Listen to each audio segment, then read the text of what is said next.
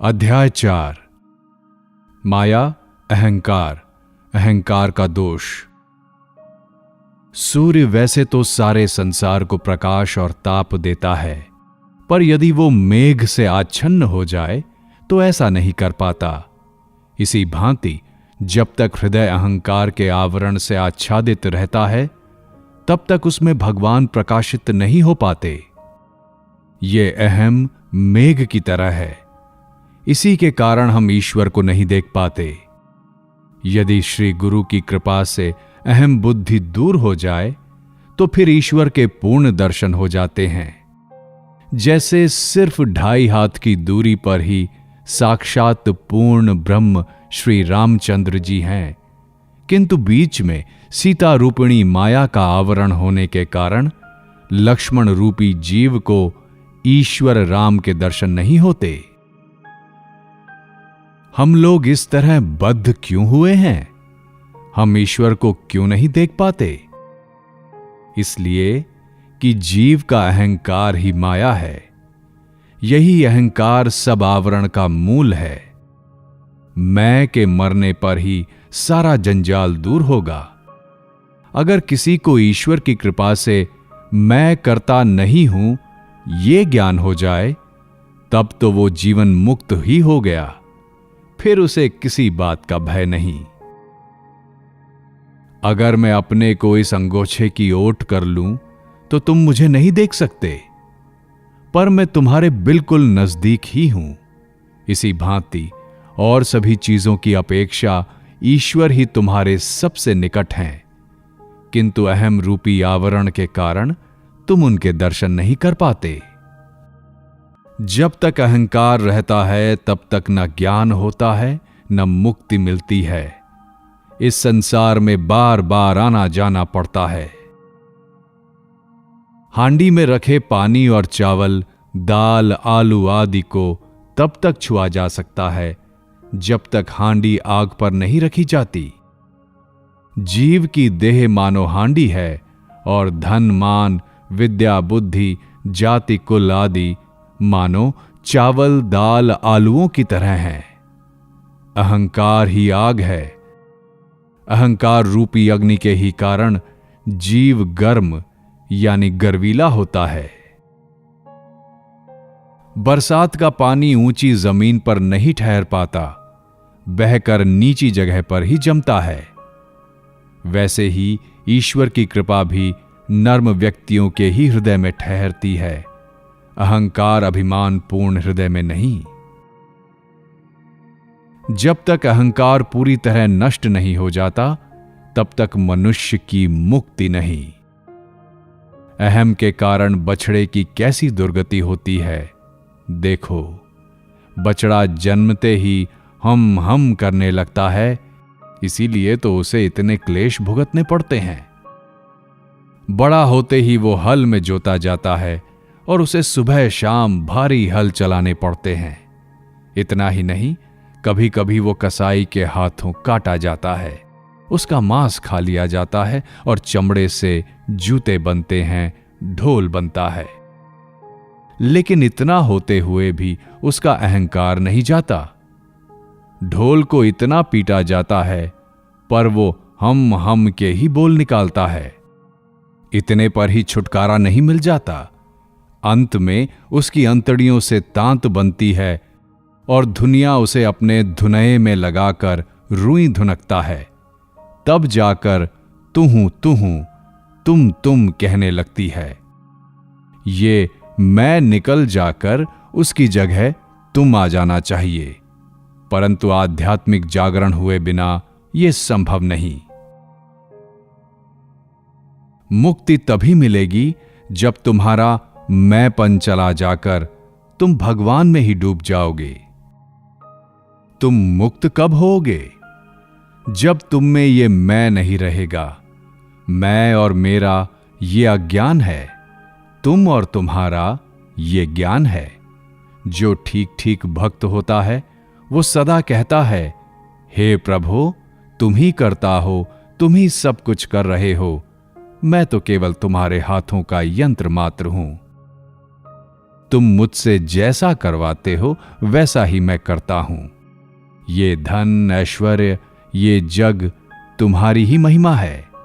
ये घर, ये परिवार, सब कुछ तुम्हारा है, मेरा कुछ भी नहीं। मैं तो तुम्हारा दास हूं। जैसा तुम्हारा हुक्म होगा वैसी ही सेवा करने भर का मुझे अधिकार है। अहंकार पर विजय पाना आसान नहीं है और सब अभिमान धीरे धीरे चला जाता है, परंतु साधुत्व का अभिमान जाते नहीं जाता। जिस कटोरे में लहसुन पीस कर रखा जाता है उसकी गंध 100 बार मांझने पर भी नहीं जाती। मैंपन भी ऐसा ही है, चाहे कितनी ही कोशिश करो वो जाते नहीं जाता। अजीर्ण का रोगी अच्छी तरह जानता है कि अचार या चटनी उसके लिए हानिकारक है, किंतु फिर भी संग का गुण ही ऐसा है कि उन चीजों को देखने से ही मुंह में पानी आ जाता है। मैं और मेरा को दूर करने के लिए कितना भी प्रयत्न करो, पर प्रत्यक्ष व्यवहार के समय ये कच्चा मैं न जाने कहां से आ ही जाता है। ये सच है कि एक दो जनों को समाधि प्राप्त होकर उनका अहम चला जाता है, परंतु साधारणतः अहम नहीं जाता। लाख विचार करो पर अहम घूम फिर कर फिर से हाजिर हो जाता है। पीपल का पेड़ आज काट डालो, कल सुबह ही देखोगे कि फिर अंकुर निकल आया है। जो अपना नाम यश चाहते हैं वे भ्रम में हैं। वे ये भूल जाते हैं कि एकमात्र ईश्वर की ही इच्छा से सब कुछ हो रहा है, वही सबका नियामक है। ज्ञानवान व्यक्ति कहता है, प्रभु तुम, और मूढ़ अज्ञानी ही मैं करता है। पक्का मैं और कच्चा मैं दो तरह का होता है। एक है पक्का मैं और दूसरा कच्चा मैं। जो कुछ मैं देखता, सुनता या महसूस करता हूं उसमें कुछ भी मेरा नहीं है, यहां तक कि यह शरीर भी मेरा नहीं है। मैं नित्य मुक्त हूं, ज्ञान स्वरूप हूं। ये पक्का मैं है। ये मेरा मकान है, ये मेरा लड़का है, ये मेरी पत्नी है, ये मेरा शरीर है, ये सब कच्चा मैं है। मैं प्रभु का दास हूं, यही सही भक्त का मैं है, विद्या का मैं है। इसे पक्का मैं कहा जाता है। दुष्ट मैं क्या है? दुष्ट मैं वो है जो कहता है, क्या वे मुझे नहीं जानते? मेरे इतने रुपए हैं, मेरे जितना बड़ा आदमी कौन है? मेरी बराबरी करे इतनी हिम्मत किसमें है? जो मैं मनुष्य को संसारी बनाता है, कामिनी कांचन में आबद्ध करता है, वो दुष्ट मैं है। जीव और ब्रह्म में भेद बस इसलिए है कि उनके बीच ये मैं खड़ा हुआ है। पानी पर यदि एक लाठी डाल दी जाए तो पानी दो भागों में बटा हुआ सा दिख पड़ता है। अहम या मैं ही ये लाठी है। इसे उठा लो तो जल एक ही जगह रह जाएगा। अहंकार पर विजय पाने का उपाय। मैं पर विचार करते करते दिखाई देता है कि मैं केवल एक शब्द भर है, किंतु फिर भी इसे दूर करना अत्यंत कठिन है। इस कारण यही कहना चाहिए कि अरे दुष्ट मैं, तू जब किसी हालत में जाएगा ही नहीं तो फिर ईश्वर का दास बनकर रह। मैं ईश्वर का दास हूं, ये पक्का मैं है। शंकराचार्य का एक शिष्य था। वो कई दिनों से उनकी सेवा कर रहा था, पर आचार्य ने उसे अब तक एक भी उपदेश नहीं दिया था। एक दिन शंकराचार्य अपने आसन पर बैठे हुए थे। ऐसे समय किसी के आने की आहट हुई। आचार्य ने पूछा, कौन है?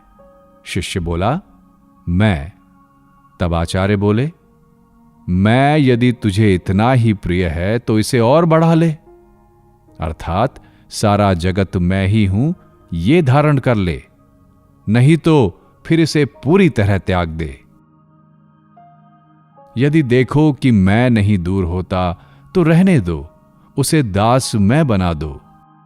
हे ईश्वर, तुम प्रभु हो, मैं दास हूं, इसी भाव में रहो। मैं ईश्वर का दास हूं, भक्त हूं, ऐसे मैं में दोष नहीं।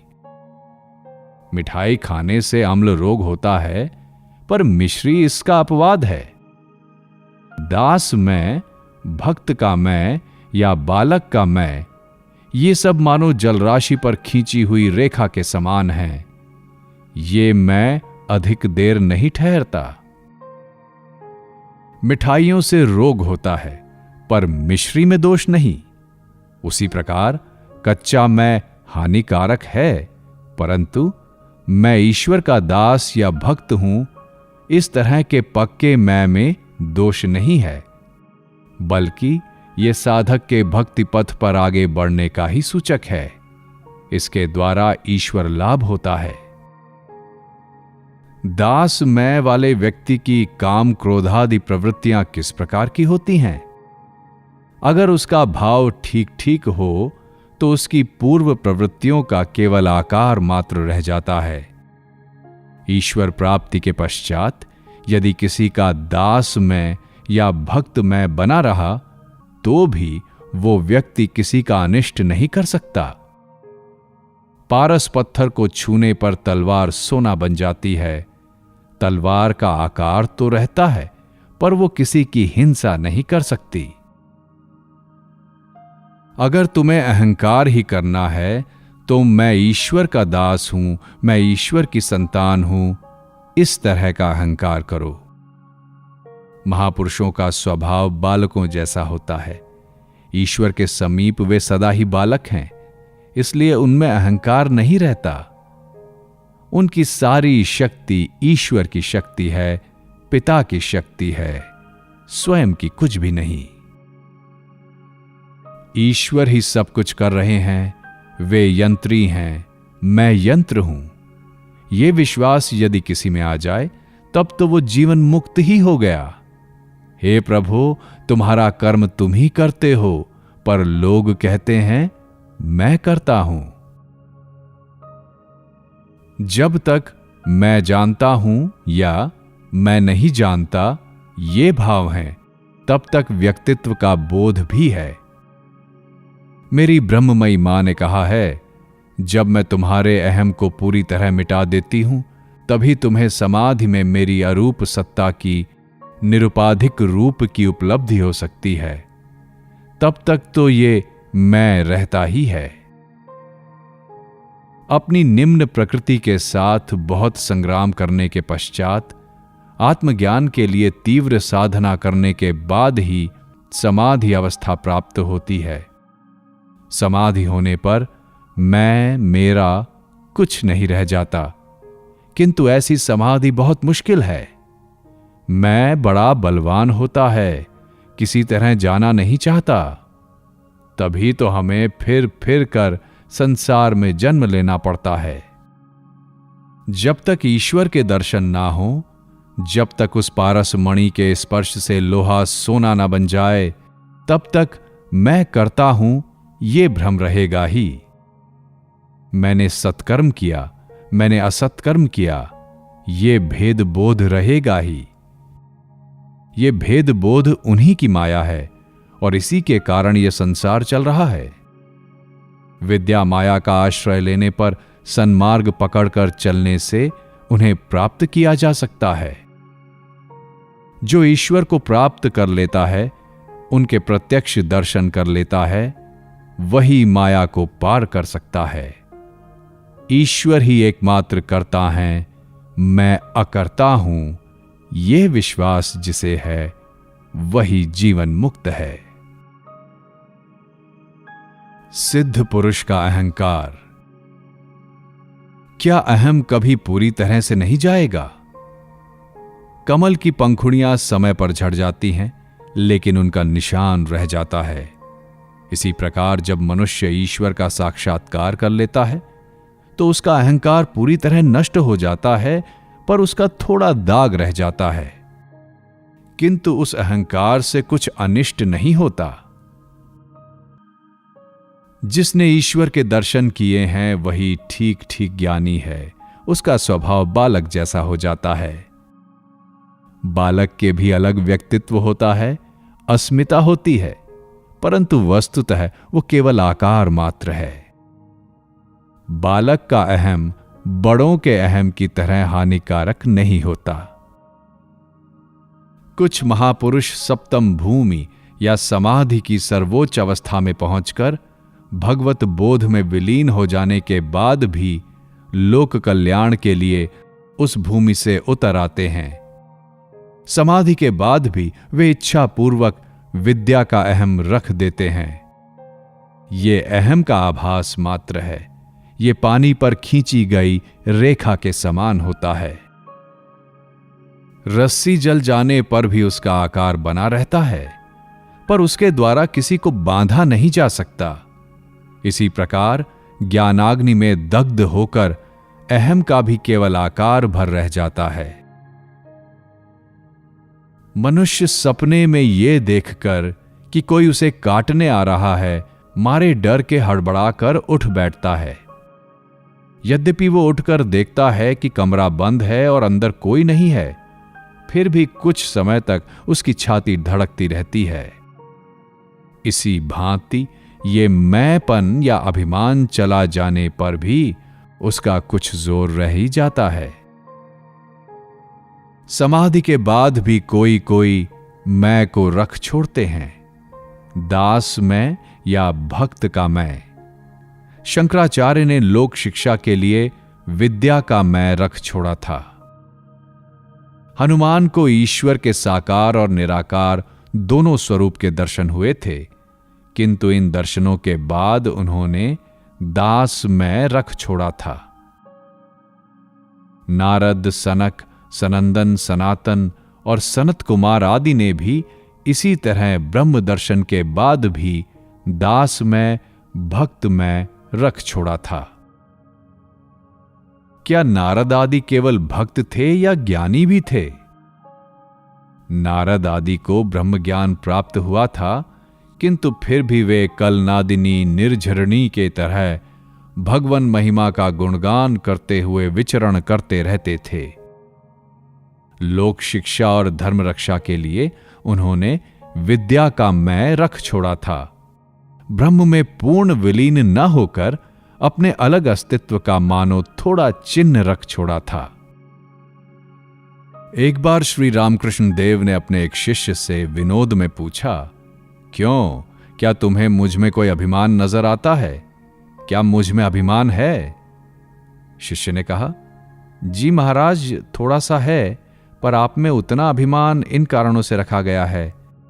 पहला, देह धारण के लिए, दूसरा, भगवत भक्ति के उपयोग के लिए, तीसरा, भक्तों के साथ सत्संग करने के लिए, और चौथा, लोगों को उपदेश देने के लिए। फिर यह भी तो है कि इस अहम को रखने के लिए आपने काफी प्रार्थना की है। वैसे देखा जाए तो आपके मन की स्वाभाविक प्रवृत्ति समाधि की ओर है। इसी से मैं कह रहा हूं कि आप में जो अहम या अभिमान बचा है वो आपकी प्रार्थना का ही फल है। तब श्री रामकृष्ण देव बोले, ठीक है, लेकिन इस मैं को बनाए रखने वाला मैं नहीं, जगदम्बा है। प्रार्थना को स्वीकार करना जगदम्बा के ही हाथ में है। अध्याय 5, विद्याध्ययन का बंधन, किताबी ज्ञान का खोखलापन। एक दिन केशव चंद्र सेन दक्षिणेश्वर आए और उन्होंने श्री रामकृष्ण देव से पूछा, बहुत से पंडित शास्त्रों का समूचा पुस्तकालय ही पढ़ डालते हैं, परंतु फिर भी उनमें आध्यात्मिक जीवन संबंधी इतना घना अज्ञान कैसे बना रहता है? इस पर श्री रामकृष्ण देव ने उत्तर दिया, चील गिद्ध बहुत ऊंचा उड़ते हैं, पर उनकी नजर मरे जानवरों की सड़ी लाश पर गड़ी रहती है।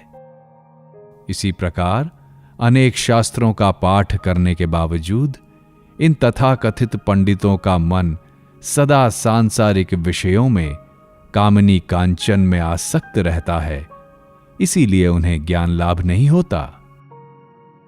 जिस ज्ञान से चित्त शुद्धि होती है वही यथार्थ ज्ञान है, बाकी सब अज्ञान है।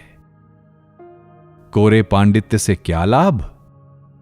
पंडित को बहुत सारे शास्त्र, अनेकों श्लोक मुखाग्र हो सकते हैं, पर वो सब केवल रटने और दोहराने से क्या लाभ? अपने जीवन में शास्त्रों में निहित सत्यों की प्रत्यक्ष उपलब्धि होनी चाहिए। जब तक संसार के प्रति आसक्ति है, कामनी कांचन पर प्रीति है, तब तक चाहे जितने शास्त्र पढ़ो, ज्ञान लाभ नहीं होगा, मुक्ति नहीं मिलेगी। तथाकथित पंडित लोग बड़ी बड़ी बातें करते हैं।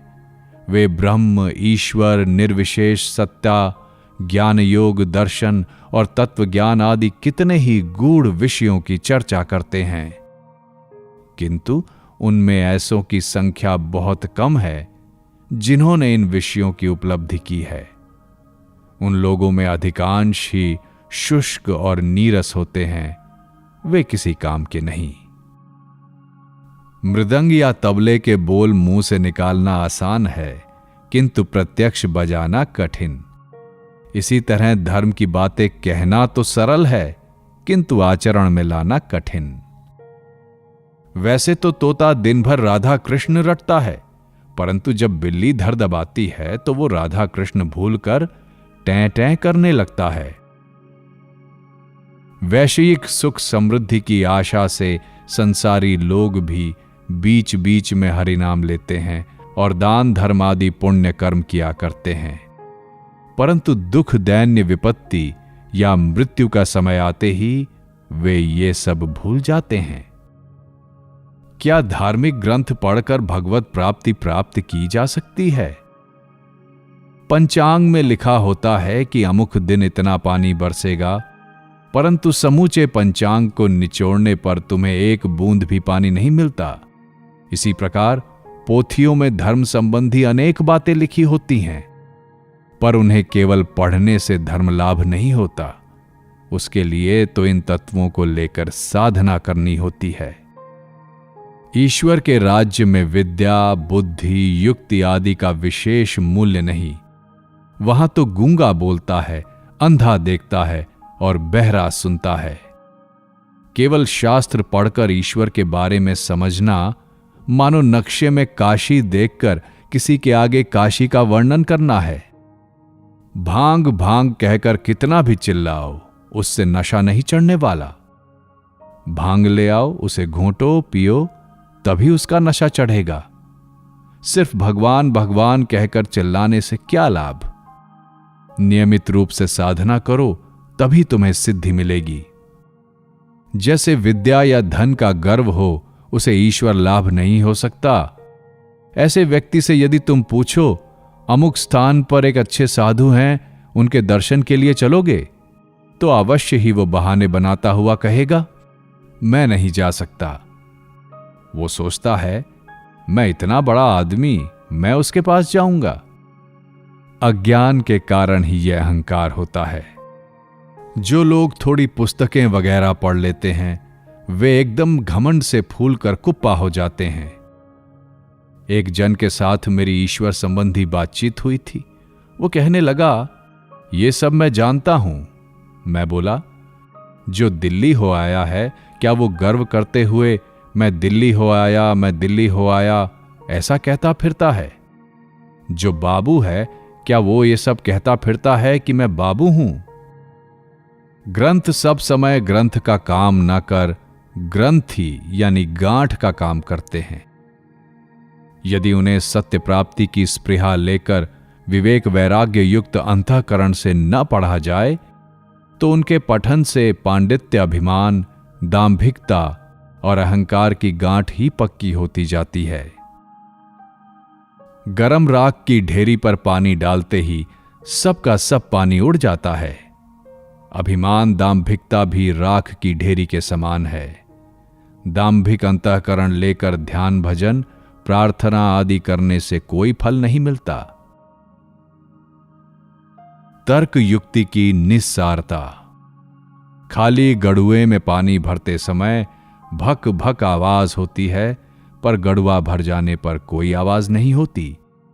इसी प्रकार जिन्हें भगवान की प्राप्ति नहीं हुई है, वे ही भगवान के स्वरूप के संबंध में नाना प्रकार के निरर्थक तर्क वितर्क किया करते हैं, किंतु जिसने भगवान का दर्शन लाभ कर लिया है वो शांत और स्थिर होकर दिव्य ईश्वरीय आनंद का उपभोग करता है। साधारण लोग थैला भर धर्म की बातें करते हैं, पर उसका रत्ती भर भी जीवन में नहीं उतारते। ज्ञानी व्यक्ति बोलते बहुत कम है, किंतु उनका संपूर्ण जीवन व्यवहार में उतरे धर्म की ही अभिव्यक्ति होता है। बड़े भोज के समय शुरू में तो बहुत ही शोरगुल सुनाई पड़ता है, पर जब सब पत्तल पर बैठ जाते हैं तो हल्ला बहुत कुछ घट जाता है। फिर जब पूरी सब्जी परोस दी जाती है और लोग खाने लग जाते हैं, तब शोर बारा आना कम हो जाता है। जब मिठाइयां परोसी जाने लगती हैं तो आवाज और भी कम हो जाती है, और अंत में जब दही की बारी आती है तब केवल सप की आवाज सुनाई देने लगती है। फिर भोजन के बाद निद्रा, तब तो सब बिल्कुल शांत हो जाता है। मनुष्य ईश्वर के जितने निकट आता है, तर्क विचार और प्रश्न करने की प्रवृत्ति उतनी ही घट जाती है।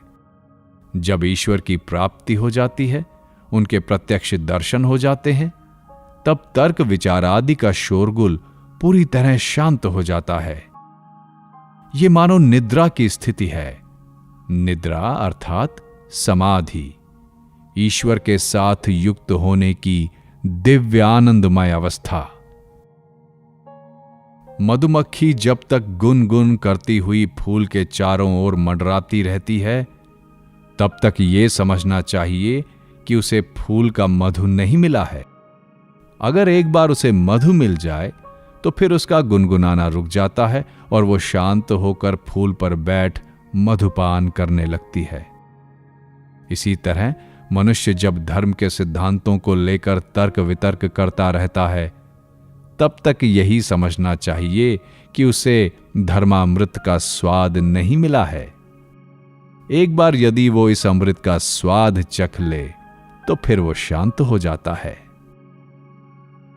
जो थोड़ी अंग्रेजी सीखने लगता है, वो अपना ज्ञान दिखाने के लिए अपनी भाषा में बोलते समय भी बात बात पर अंग्रेजी शब्दों का प्रयोग करता है, परंतु जो अच्छी तरह अंग्रेजी जानता है, वो अपनी भाषा में बातचीत करते समय अंग्रेजी शब्द कभी नहीं लाता। यही बात धर्म जगत में भी लागू होती है। बाजार में पहुंचने के पहले दूर से सिर्फ हो की आवाज सुनाई देती है। स्पष्ट रूप से कुछ भी समझ में नहीं आता, परंतु बाजार के भीतर प्रवेश करने के बाद पहले जैसा शोर नहीं सुनाई पड़ता। तब तो स्पष्ट दिखाई और सुनाई पड़ता है कि लोग सौदा कर रहे हैं और वो कह रहे हैं, सामान लो, पैसा दो आदि। इसी भांति जब तक मनुष्य ईश्वर से दूर होता है, तब तक वो व्यर्थ की चर्चा और निरर्थक तर्क वितर्क के कोलाहल में उलझा रहता है। परंतु एक बार जब वो धर्म जगत में प्रविष्ट हो ईश्वर तक पहुंच जाता है, तब उसकी सारी तर्क युक्ति और चर्चाएं बंद हो जाती हैं और उसे ईश्वर के स्वरूप का स्पष्ट रूप से ज्ञान हो जाता है। गरम घी में कच्ची पूड़ी छोड़ने पर कल कल की आवाज होती है, पर पूड़ी जैसे जैसे पकती जाती है वैसे वैसे आवाज कम होती जाती है, और जब वो पूरी तरह पक जाती है तब तो आवाज बिल्कुल ही बंद हो जाती है। इसी तरह थोड़ा सा ज्ञान मिलने पर मनुष्य खूब व्याख्यान देने और प्रचार करने लगता है, किंतु पूर्ण ज्ञान प्राप्त हो जाने पर सारा बाह्य आडंबर समाप्त हो जाता है। बेकार में तर्क मत करो। तर्क करके तुम किसी को उसकी भूल नहीं समझा सकते। जब सर्वशक्तिमान परमेश्वर की कृपा होती है, तभी मनुष्य अपनी गलतियों को समझ पाता है। विद्या का यथार्थ उद्देश्य। शास्त्र ग्रंथ ईश्वर के निकट पहुंचने का मार्ग भर बताता है। एक बार मार्ग उपाय जान लेने पर फिर शास्त्र ग्रंथों की क्या जरूरत। तब तो ईश्वर लाभ के लिए स्वयं साधना करनी चाहिए। किसी आदमी को गांव से चिट्ठी मिली। उसमें रिश्तेदारों के यहां कुछ चीजें सौगात भेजने की बात लिखी थी। चीजें मंगवाते समय उसने फिर एक बार उस चिट्ठी को देखना चाहा, ताकि उसमें लिखा सभी सामान ठीक ठीक मंगाया जा सके, परंतु वो चिट्ठी नहीं दिखाई दी। तब उसने बहुत ही व्यग्र होकर चिट्ठी को खोजना शुरू किया। बहुत से लोगों के मिलकर काफी देर तक ढूंढने के बाद अंत में वो चिट्ठी मिल गई। तब उस व्यक्ति को बड़ा आनंद हुआ और उसने बड़ी उत्सुकता के साथ हाथ में चिट्ठी लेकर पढ़ना शुरू किया। उसमें लिखा था, 5 सेर मिठाई, 100 संतरे, 8 धोतियां और अमुक अमुक सामान भेजना है। ये जान लेने के बाद फिर चिट्ठी की जरूरत नहीं रही। चिट्ठी छोड़कर वो इन चीजों का प्रबंध करने चल दिया। चिट्ठी की जरूरत कब तक है? जब तक उसमें लिखी वस्तुओं के विषय में न जान लिया जाए। एक बार वो जान लेने के पश्चात अगला काम है वो सब प्राप्त करने की चेष्टा करना। इसी तरह शास्त्रों में केवल ईश्वर के पास पहुंचने का मार्ग भर निर्दिष्ट रहता है। उनकी प्राप्ति के उपाय भर पाए जाते हैं। वो सब जान लेने के बाद लक्ष्य प्राप्ति के लिए तदनुसार काम शुरू कर देना चाहिए, तभी वस्तु लाभ होगा। जिसके द्वारा ईश्वर प्राप्ति हो वही पराविद्या है। दर्शन, न्याय, व्याकरण आदि शास्त्र केवल भार स्वरूप हैं। वे चित्त में भ्रम ही पैदा करते हैं। ग्रंथ मानो ग्रंथ ही, गांठ ही है। यदि वे ईश्वर का ज्ञान करा दें तभी उनसे लाभ है। कई लोग सोचते हैं कि पुस्तक नहीं पढ़ने से ईश्वर विषयक ज्ञान नहीं होता, विद्या नहीं मिलती। परंतु पढ़ने से सुनना अच्छा है और सुनने से भी अच्छा है देखना। स्वयं पढ़ने के बजाय आचार्य के मुख से सत्य का श्रवण करने पर धारणा अधिक गहरी होती है, परंतु प्रत्यक्ष दर्शन का प्रभाव सबसे अधिक होता है। काशी के बारे में पढ़ने के बजाय जो काशी जाकर आया है उसके मुख से सुनना ज्यादा अच्छा है। किंतु सबसे अच्छा तो यही है कि स्वयं अपनी आंखों से काशी के दर्शन कर लिए जाएं। 2 प्रकार के लोग आत्मज्ञान प्राप्त कर सकते हैं। एक तो वे जो विद्या के बोझ से नहीं लदे हैं, जिनका मन दूसरों से उधार लिए हुए विचारों से नहीं भरा है, और दूसरे वे जिन्होंने सारा शास्त्र विज्ञान आदि पढ़ने के बाद यही जाना है कि हम कुछ भी नहीं जानते। लोग अपनी विद्या का घमंड करते और भ्रम, अंधविश्वास आदि की निंदा करते हैं, परंतु जो सच्चा भक्त होता है उसकी सहायता करने के लिए प्रेममय प्रभु सदैव तत्पर रहते हैं। अगर कुछ समय के लिए वो गलत राह पर भी चलता रहे तो भी उससे कुछ बिगड़ता नहीं। उसके हृदय की स्पृहा को प्रभु जानते हैं और अंत में पूर्ण कर देते हैं। 2 मित्र किसी अमराई में घूमने आए। उनमें से एक, जिसकी सांसारिक बुद्धि प्रबल थी, अमराई में पहुंचते ही वहां कितने आम के पेड़ हैं, किस पेड़ पर कितने आम लगे हैं, समूची अमराई की कीमत कितनी होनी चाहिए आदि नाना बातों का हिसाब करने लगा। दूसरे ने जाकर अमराई के मालिक के साथ मित्रता कर ली और एक पेड़ के नीचे बैठकर बड़े मजे से आम तोड़ तोड़ कर खाने लगा। अब बताओ, इन दोनों में कौन बुद्धिमान है? आम खाओ, उससे पेट भरेगा। पेड़ पत्तों को गिनने और हिसाब किताब करने से क्या लाभ?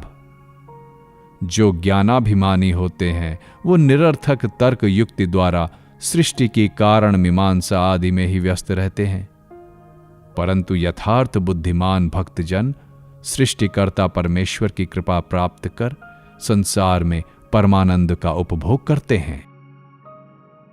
यदि किसी में ज्ञान स्वरूपिणी वाग देवी के ज्ञान की एक किरण भी आ जाए तो उसके सामने बड़े से बड़ा पंडित भी जमीन पर रेंगने वाले केंचुए जैसा हो जाता है।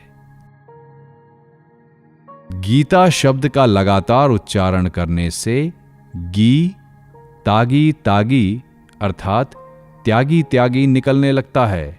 अर्थात गीता यही कहती है कि हे जीव, सर्वस्व का त्याग कर ईश्वर के चरणों में चित्त लगा।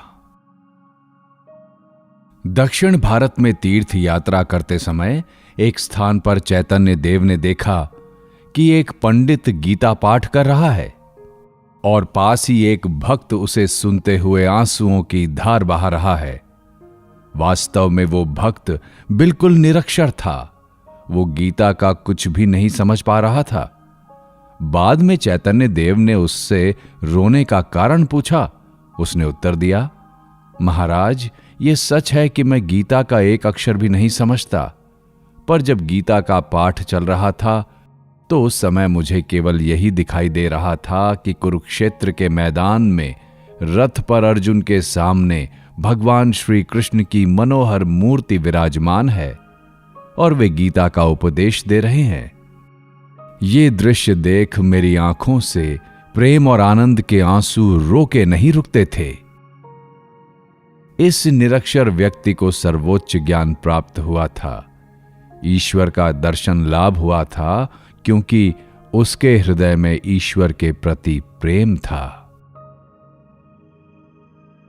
अध्याय 6 धर्म प्रचारक, असली और नकली। प्रचारक के दोष। हे प्रचारक, क्या तुम्हें बिल्ला प्रचार करने का अधिकार मिला है? राजा का बिल्ला जिसे मिलता है, भले ही वो एक सामान्य प्यादा हो, उसका कहना लोग भय और श्रद्धा के साथ सुनते हैं। वो व्यक्ति अपना बिल्ला दिखाकर बड़ा दंगा तक रोक सकता है। हे प्रचारक, तुम पहले भगवान का साक्षात्कार कर उनकी प्रेरणा और आदेश प्राप्त कर लो, बिल्ला पालो। बिना बिल्ला मिले यदि तुम सारा जीवन भी प्रचार करते रहो तो उससे कुछ न होगा। तुम्हारा सारा श्रम व्यर्थ होगा। कोई भी व्यक्ति भगवत प्रेम की गहराई में डूबना नहीं चाहता। कोई इतना धीरज नहीं रखता। विवेक वैराग्य की साधना की किसी को परवाह तक नहीं। 2-4 किताबें पढ़ते ही सभी भाषण देने और प्रचार करने में भिड़ जाते हैं। कितना आश्चर्य है!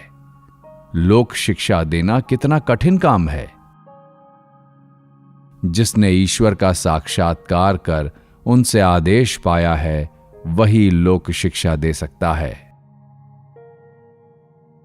जो व्यक्ति भाषण देने और प्रचार करने में तो कुशल हो, परंतु उसका जीवन उन्नत ना हो, ऐसा मनुष्य तो दूसरों की धरोहर रखी हुई संपत्ति को उड़ाने वाले की तरह होता है।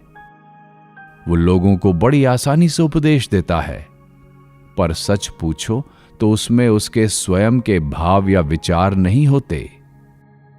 सभी दूसरों से उधार लिए हुए होते हैं।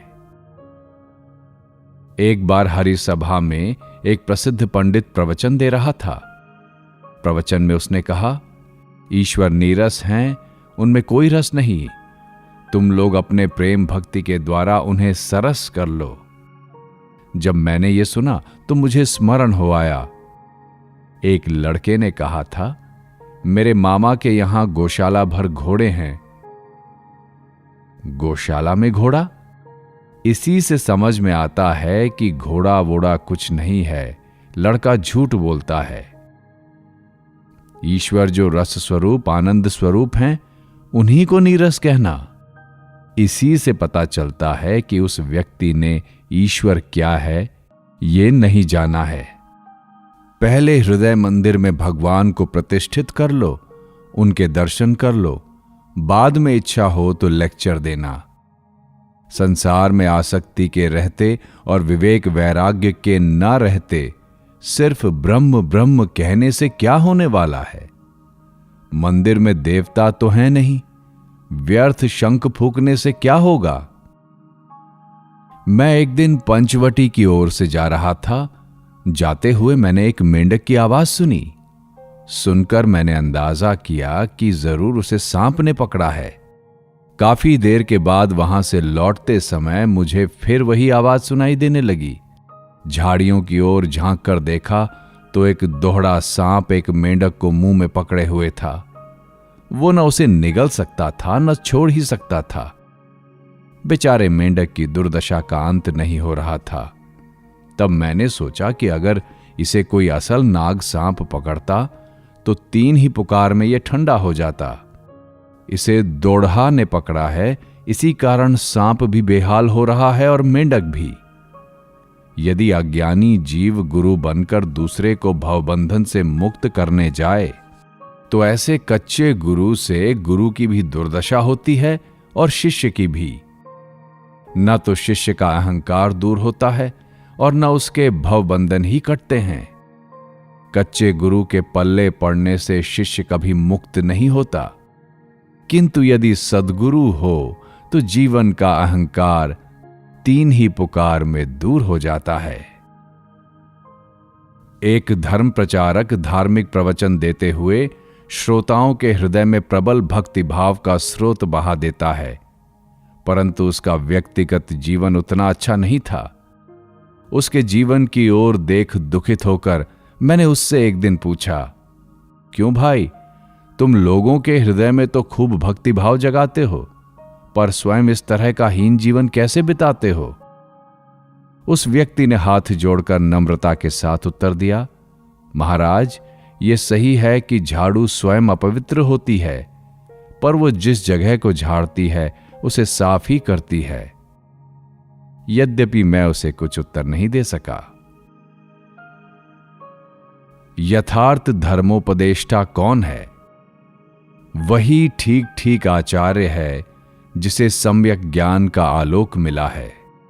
दुनिया में ऐसे बहुत से लोग हैं जिन्होंने बर्फ के बारे में सिर्फ सुना है, बर्फ को आंखों से देखा नहीं है। इसी प्रकार ऐसे अनेक धर्म प्रचारक हैं जिन्होंने ईश्वरीय तत्व के बारे में शास्त्र में पढ़ा भर है, अपने जीवन में उसका प्रत्यक्ष अनुभव नहीं किया।